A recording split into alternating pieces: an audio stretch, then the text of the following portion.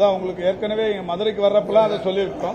மாண்புமிகு தமிழ்நாட்டின் முதலமைச்சர் வழிகாட்டுதலோடு இந்த அரசு பொறுப்பேற்றதற்கு பிறகு எய்ம்ஸ் தொடர்ந்து கட்டப்பட வேண்டும் என்கின்ற கோரிக்கையை தொடர்ந்து வலியுறுத்தி ஒன்றிய அரசாங்கத்திடம், குறிப்பாக மாண்புமிகு பிரதமர், மக்கள் நல்வாழ்வுத்துறை அமைச்சர் போன்றவர்களிடத்தில் நானும் துறையின் செயலாளரும் ஒரு 15 முறைக்கு மேல் முறையிட்டு கடைசியாக ஒன்றிய அரசின் ஒரு அதிகாரியை அழைத்து நாங்களே ஜப்பானுக்கு சென்று ஜைகா நிறுவனத்தின் துணை தலைவர் அவர்களோடு கலந்து ஆலோசித்து நானும் நம்முடைய துறையின் செயலாளரும் ஜப்பானில் இருக்கிற டோக்கியோவில் ஜைகா அமைப்பின் தலைமை அலுவலகம், ஜைகா தான் இதற்கு நிதி ஆதாரம், எனவே அவர்களை நாங்கள் சந்தித்து ஒன்றிய அரசின் அதிகாரியையும் அழைத்து சென்று சந்தித்து அது கட்டப்பட வேண்டிய அவசியத்தை வலியுறுத்தினோம்.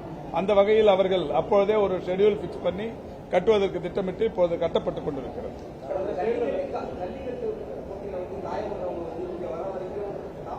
இல்ல, இப்ப அங்க ஜல்லிக்கட்டுலயே அங்க உடனடியா எல்லா இடத்துலயும் மெடிக்கல் கேம்ப் போட்டுறோம்.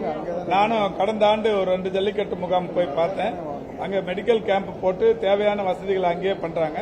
பெரிய ஹெவி இன்ஜுரி, ஹெட் இன்ஜுரி அந்த மாதிரி ரொம்ப முக்கியமானதுக்கு தான் இங்க வந்து இந்த சிடி ஸ்கேன் எடுக்கணும், இல்ல எம்ஆர்ஐ எடுக்கணும்னா இங்க வருவாங்க.